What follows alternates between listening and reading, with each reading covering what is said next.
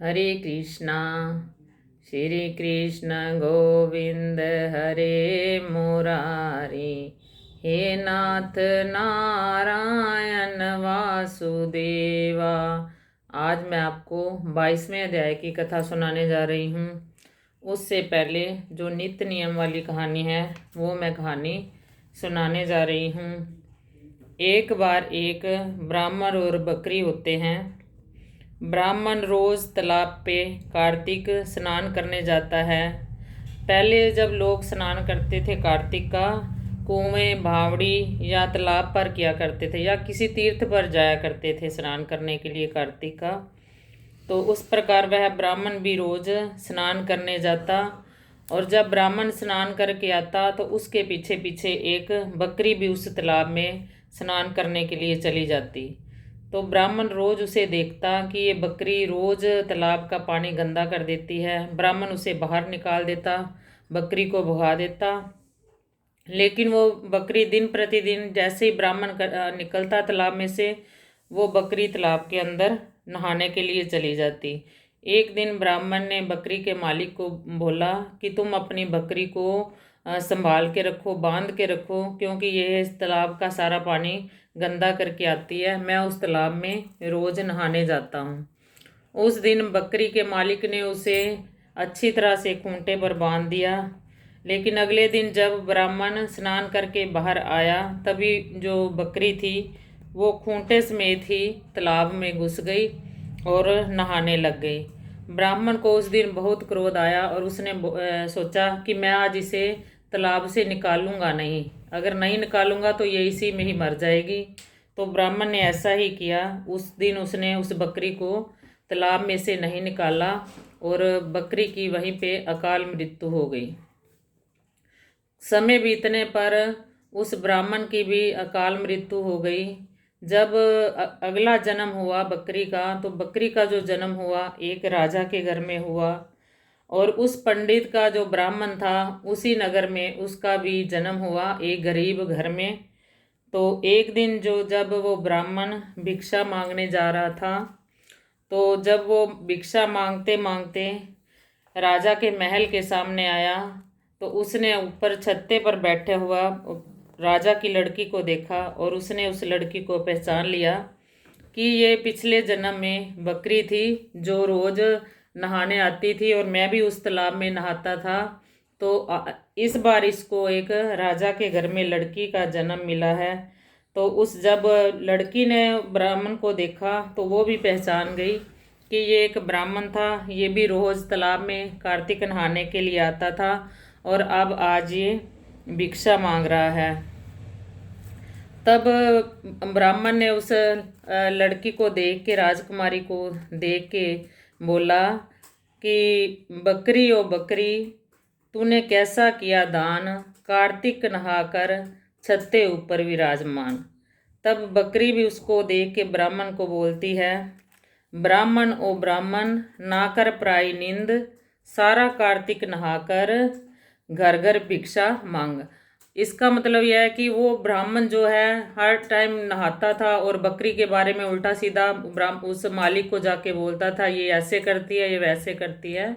तो कार्तिक का स्नान करते हुए किसी की निंदा चुगली भी नहीं करनी चाहिए।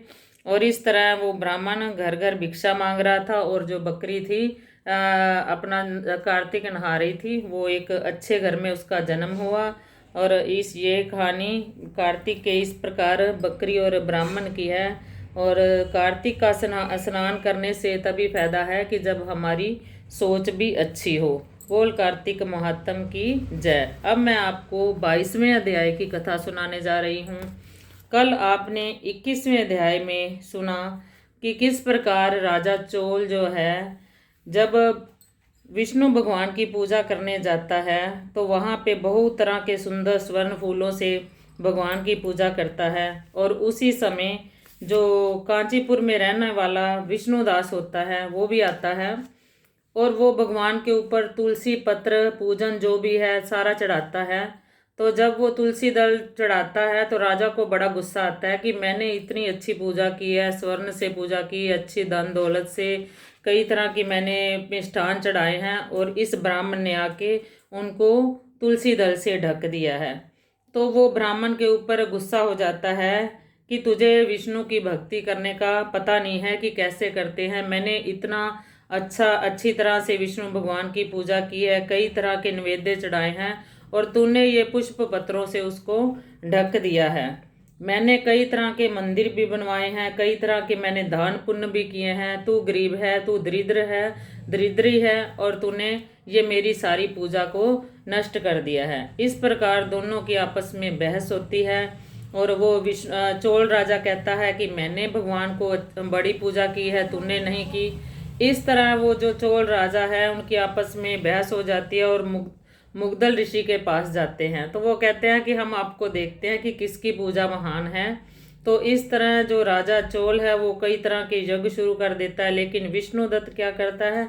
विष्णुदत्त भगवान को प्रसन्न करने के लिए कार्तिक और माघ का स्नान करता है और पूजा पाठ करता है। एकादशी के दिन द्वादश अक्षरों मंत्रों से पूजा करता है, और भोजन में शयन में सदा विष्णु को बस याद करता है, और समदृष्टि होकर सब में ही विष्णु को देखता है। और इधर वो जो राजा चोल है कई तरह के यज्ञ करता है, और कहता है कि मैं देखता हूँ कि विष्णु किस पे ज़्यादा प्रसन्न होता है। इस प्रकार वो दोनों की आपस में बहस होती है। और आगे 22वें अध्याय में गण बोले कि एक समय विष्णुदास नित्य क्रम, जो ये गण है कहानी सुना रहे हैं धर्मदत्त को, तो आगे गण उसको बता रहे हैं कि एक समय विष्णुदास नित्य कर्म कर रहा था, तब उसका बनाया हुआ भोजन कोई मनुष्य छुपकर चुरा ले गया। भोजन वहां ना देख उसने सोचा दोबारा भोजन बनाने में देर होगी और साईं की पूजा में विघ्न होगा, अतः दूसरे दिन रसोई तैयार करके जो भगवान की भोग की सामग्री की इतने में कोई छुप कर फिर चुरा ले गया। इस प्रकार 7 दिन तक उसके बनाए हुए भोजन को कोई चुरा कर ले गया। वह विस्मय युक्त होकर अपने मन में विचार करने लगा कि यह सन्यासी का स्थान है, कभी इसका त्याग ना करूँगा। जो फिर रसोई बनाऊंगा तो सायंकाल की पूजा कैसे हो?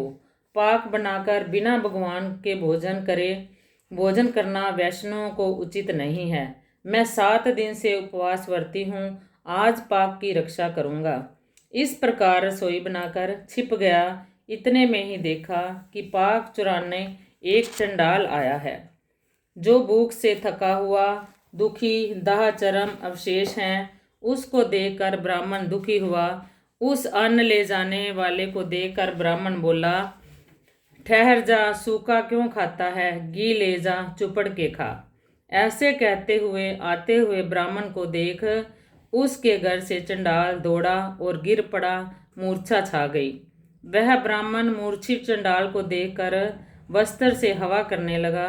तब वह चंडाल उठकर खड़ा हुआ तो विष्णु ने उसे शंख चक्र गदा पद्मधारी नारायण के रूप में देखा, जिनके पीले वस्त्र, 4 भुजा, छाती में लक्ष्मी का चिन्ह है, किरीट पहने हैं, असली के फूल के समान प्रकाशमान है, कौस्तुक मणि सहित देखा।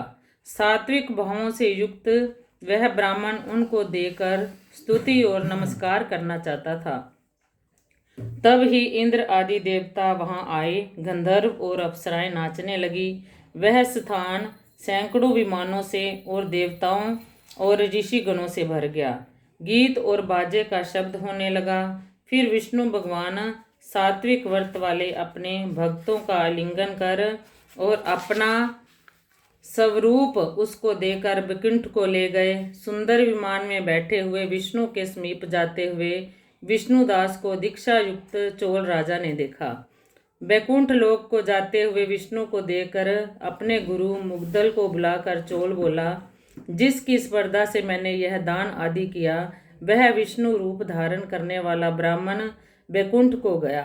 दीक्षा युक्त जो मैंने इस वैष्णव क्षेत्र में हवन किया और दान आदि से ब्राह्मणों का मन प्रसन्न किया, आज तक भी विष्णु मुझसे प्रसन्न नहीं हुए। विष्णु दास को भक्ति से ही भगवान ने उसको साक्षात्कार दिया। इसके दान से और यज्ञ से विष्णु प्रसन्न होते हैं, भक्ति से ही भगवान प्रसन्न होते हैं। गण बोले, तब राजा ने अपना भांजा गद्दी पर बिठाया। वह बचपन से ही यज्ञ की दीक्षा में रहा इसी से उसके कोई पुत्र नहीं हुआ। इससे अब तक उसके देश में भांजे ही राज्य के अधिकारी होते हैं।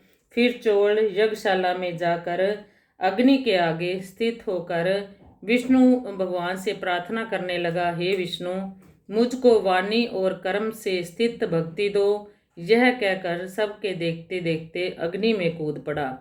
फिर मुदगल ने क्रोध से अपनी शिखा उखाड़ फेंक दी। इसी से उसके गोत्र में मुदगल शिखाहीन होते हैं। तब ही अग्नि से प्रकट हुए भक्त वत्सल भगवान ने उनको आलिंगन करके श्रेष्ठ विमान में चढ़ा लिया और अपना स्वरूप देकर उसको सब देवताओं सहित बैकुंठ को ले गए।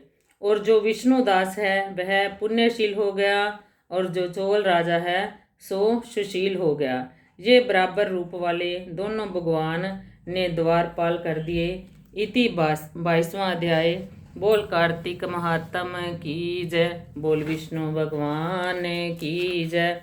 बोल तुलसा मैया की जय।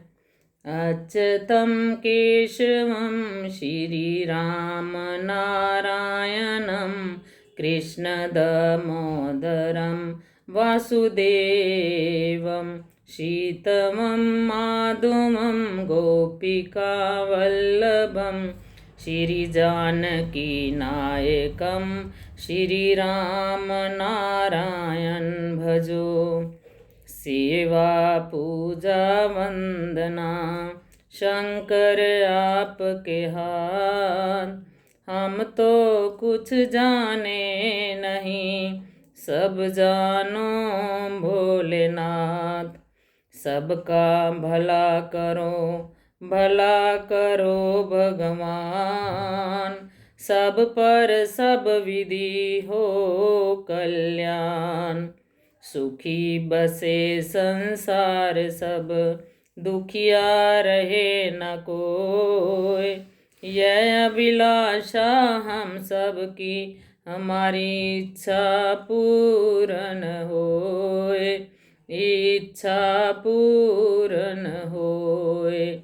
सर्वे भवन्तु सुखिनः, सर्वे सन्तु निरामया, सर्वे भद्राणि पश्यन्तु मा कश्चित् दुःखभाग् भवेत्। हरे कृष्णा।